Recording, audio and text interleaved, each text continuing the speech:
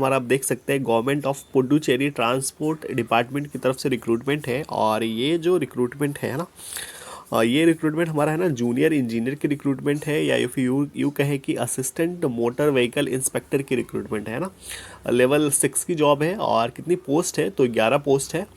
Category wise distribution यहाँ पे इन्होंने देखे बताया ना, यूआर के लिए 7 है, ओबीसी के लिए 1 है, एससी के लिए 1 है, ईडब्ल्यूएस के लिए 1 है और एमबीसी का 1 इन्होंने बताया है ना। इसका एप्लीकेशन कब से स्टार्ट हो रहा है तो वो देख सकते हैं आप, यानी है ना 10 फरवरी से इसका एप्लीकेशन स्टार्ट हो गया है। लास्ट डेट कब है तो वो आप यहाँ पे देख सकते हैं 28 फरवरी को इसका लास्ट डेट है ना। इन्होंने रिटन ऑफ एग्जामिनेशंस का डेट भी पहले ही बता दे रखा है, जो कि हमारा 16 मार्च को आपका रिटन एग्जामिनेशंस होने वाला है ना। तो इस तरीके से चीज़ें जो है वो रहने वाली है। उसके बाद हम लोग देखते हैं इसमें क्या इंपॉर्टेंट है हमारे लिए, है ना।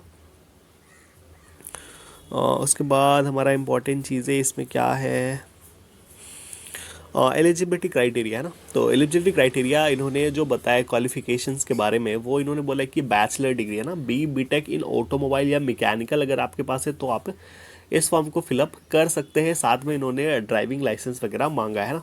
अगर आपके पास डिप्लोमा है तो भी आप इस फॉर्म को फिलअप कर सकते हैं, बट उसके लिए इन्होंने बोला है कि साथ में आपका 1 ईयर का एक्सपीरियंस जो है वो चाहिए ना। तो डिप्लोमा वाले भी एलिजिबल है, बीटेक वाले भी एलिजिबल है, बट बीटेक वालों को कोई एक्सपीरियंस नहीं लगने वाला है, बट डिप्लोमा वालों को 1 साल का एक्सपीरियंस जो है वो लगने वाला है ना। उसके बाद जो चीज़ें हैं वो ये है कि एज लिमिट के बारे में ना। तो एज लिमिट इन्होंने बोला है कि वो 30 साल से ज़्यादा जो है वो नहीं होना चाहिए ना। बाकी रिलैक्सेशन जो है वो जैसे मिलता है ना, ओबीसी को 3 साल का और एससी को 5 साल का, उसी तरीके से रिजर्वेशन आपको दिया जाएगा। उसके बाद इन्होंने एक चीज़ बताया है जो कि नेटिविटी या फिर रेसिडेंस के बारे में। तो इन्होंने बोला है कि ये फॉर्म जो है वो सिर्फ जो है वो पुडुचेरी वाले ही भर सकते हैं ना। तो यहाँ पे इन्होंने चीज़ें बताई है। ये फॉर्म जो है वो सिर्फ और सिर्फ पुडुचेरी वाले भर सकते हैं, या फिर जो पिछले 5 साल से पुडुचेरी में रह रहे हैं वो लोग भी जो है वो इस फॉर्म को भर सकते हैं। वही चीज़ें यहाँ पे इन्होंने बताया, आप देख सकते हैं यहाँ पे।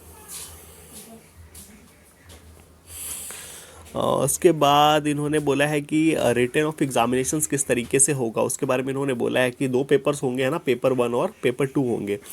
अब पेपर 1 आप देख सकते हैं ना, फिर इन्होंने बोला कि 100 क्वेश्चंस होंगे, है ना, 100 मार्क के होंगे और 2 घंटे का समय मिलेगा ना। पेपर 1 में आपका रीजनिंग आएगा, करंट अफेयर आएगा, जनरल अवेयरनेस आएगा, उसके बाद इंग्लिश आएगा और कंप्यूटर रहने वाला है ना, इसी तरीके से रहने वाला है।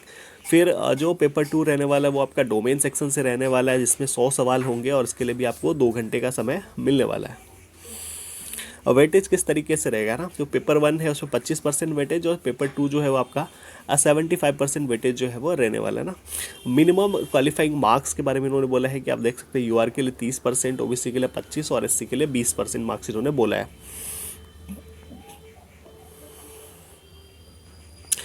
अप्लाई करने का जो डेट है उसके बारे में इन्होंने चीज़ें बताई हैं, है ना। रिटन एग्जामिनेशन आपको ऑलरेडी क्लियर है कि 16 मार्च को होने वाला है ना।